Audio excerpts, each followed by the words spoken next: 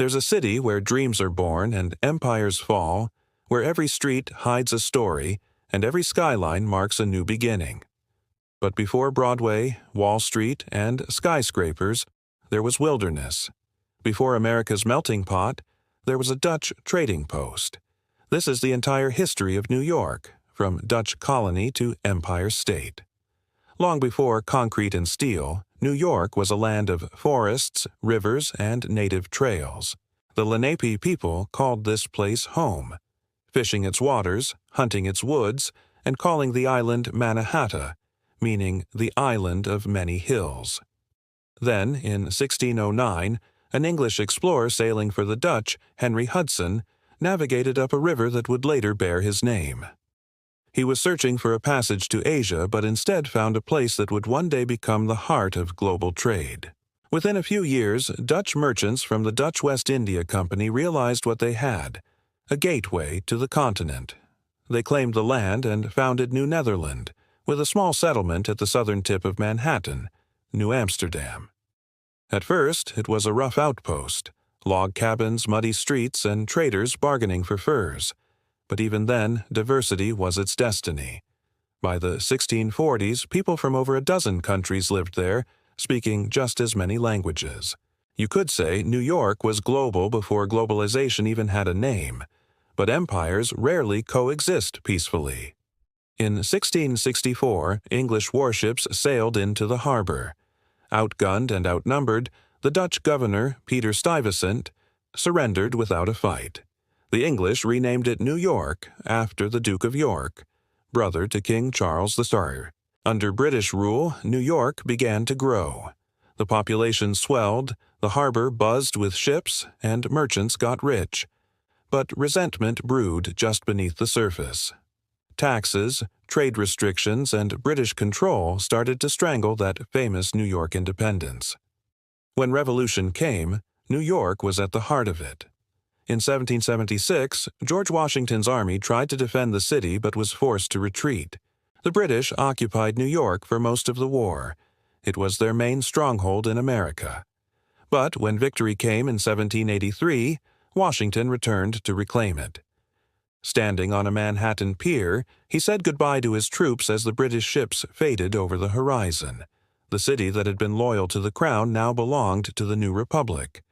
After independence, New York quickly reinvented itself. For a short time, it was even the first capital of the United States. In 1789, George Washington was inaugurated as the first president, right there on Wall Street. By the early 1800s, the city was booming again. The Erie Canal, completed in 1825, connected the Hudson River to the Great Lakes, turning New York into America's trade hub. Goods from the Midwest could now flow straight to the Atlantic, and money flowed straight into New York. One canal transformed a port town into the beating economic heart of a young nation. It was America's first true mega-project, and it made New York the Empire State. Then came the people. By the mid-19th century, ships crowded with immigrants began arriving at New York Harbor. First came the Irish and Germans, fleeing famine and revolution. Then came Italians, Poles, Jews, and Chinese, people from every corner of the earth. By 1892, Ellis Island opened its doors, becoming the gateway to America. Over 12 million immigrants would pass through, many with nothing but hope. They built the railroads, the bridges, the factories, and New York itself. But life wasn't easy. Tenement housing was cramped and dirty. Jobs were scarce and prejudice ran deep. Yet, from those crowded streets rose some of the greatest success stories in American history. New York was the great equalizer, a place where your name, your accent, or your past didn't matter as much as your will to survive. The late 1800s and early 1900s turned New York into the modern metropolis we recognize today. The Brooklyn Bridge, finished in 1883, was more than just a bridge. It was a symbol of human ambition, linking two growing cities. Skyscrapers began to scrape the heavens. The Flatiron Building, the Chrysler Building, and the Empire State Building. Each new tower taller than the last, reaching for the clouds like a declaration of confidence. Culture flourished too. Broadway became the heart of American entertainment. Harlem gave birth to the Jazz Age, where voices like Louis Armstrong and Duke Ellington redefined music. And in the 1920s, Wall Street became the center of the world's financial system, until the crash of 1929 sent it spiraling into the Great Depression. Yet even in hard times, New York endured. Its skyline, its people, its rhythm, nothing could stop it for long. During World War II, New York became a vital industrial and shipping center.